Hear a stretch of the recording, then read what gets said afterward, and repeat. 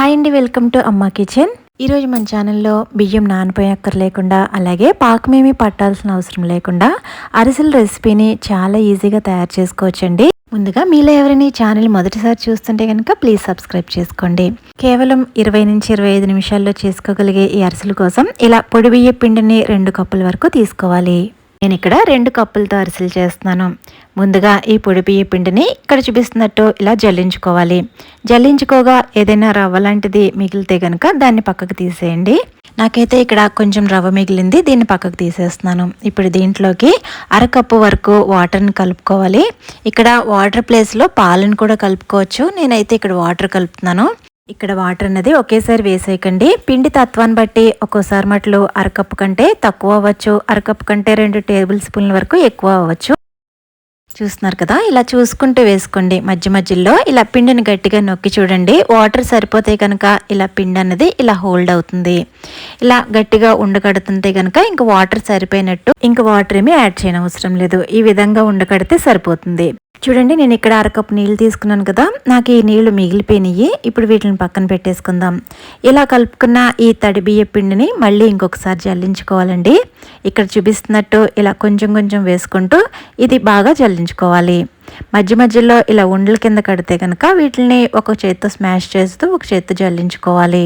చూడండి, ఇలా పూర్తిగా జల్లించుకోగా నాకు ఇక్కడ ఇలా కొంచెం వాటర్ కంటెంట్తో ముద్దలా మిగిలిపోయింది. దీన్ని పక్కన పెట్టేసుకుంటున్నాను.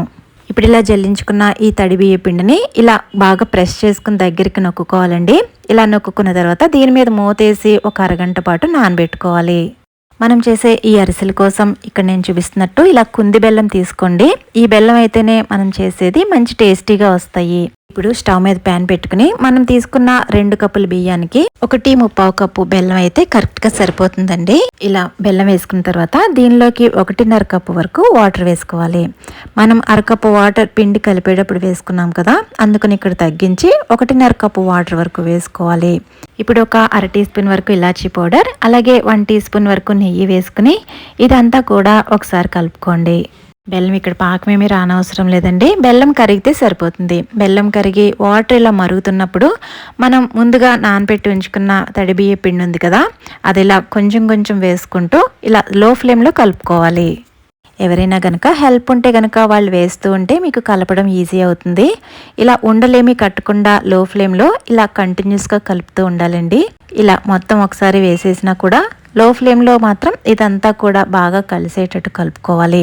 చూడండి, పిండి అంతా కూడా వాటర్ని బాగా పీల్చుకుని ఇలా దగ్గరికి ముద్దలా అయ్యేంత వరకు కూడా బాగా కలుపుకోవాలి.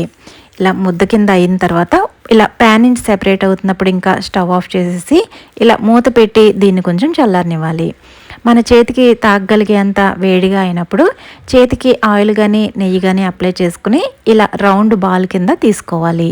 మనకు కావాల్సిన సైజులో ఇలా పిండి ముద్దను తీసుకుని బటర్ పేపర్ మీద కానీ లేదా ఇలా పాలిథిన్ కవర్ మీద కానీ ఈ విధంగా ఫ్లాట్గా ఒత్తుకోవాలి. మరీ లావుగా కాకుండా ఇక్కడ చూపిస్తున్నట్టు మీడియంగా ఉండేటట్లు ఒత్తుకోండి. ఈ ప్రాసెస్ మొదలు పెట్టకముందే స్టవ్ మీద ఆయిల్ పెట్టుకోండి. ఆయిల్ కొంచెం హీట్ అవుతూ ఉంటుంది. ఆయిల్ కూడా మరీ ఎక్కువ టెంపరేచర్లో వేడి చేయకుండా మీడియం ఫ్లేమ్లో పెట్టుకున్న ఆయిల్లో డిప్ చేసుకోవాలి. ఇలా అరిసి వేసుకున్న తర్వాత కూడా లో టు మీడియంలోనే ఉంచుకుని ఈ అరిసిని ఇలా పొంగేంత వరకు కూడా వెయిట్ చేసి తర్వాత ఇలా పొంగిన తర్వాత రెండో వైపుకి టర్న్ చేసుకోవాలి. రెండు వైపులా కూడా బాగా కాలిన తర్వాత ఇలా వేరొక గరిటెతో ఇలా గట్టిగా ప్రెస్ చేస్తే ఎక్సెస్ ఆయిల్ అనేది వచ్చేస్తుంది. అప్పుడు తీసేసుకోవచ్చు. చూస్తున్నారు కదా, నేను ఇంకొక అరిసి వేసి చూపిస్తున్నాను. మనం అప్పటికప్పుడు చేసినా కూడా మనం ట్రెడిషనల్ పద్ధతిలో చేసినట్టే ఇవి బాగా పొంగుతున్నాయి. అంతేనండి, చాలా ఈజీగా మనం ఇలా ఇన్స్టెంట్గా అప్పటికప్పుడు అరిసెలను చేసేసుకోవచ్చు. మనం మామూలుగా చేసే అరిస బయట కొంచెం క్రిస్పీగా లోపల సాఫ్ట్గా ఉంటుంది కదా, సేమ్ టు సేమ్ ఇది కూడా అలాగే ఉందండి. చూడండి ఎంత బాగా వచ్చినాయి కదా.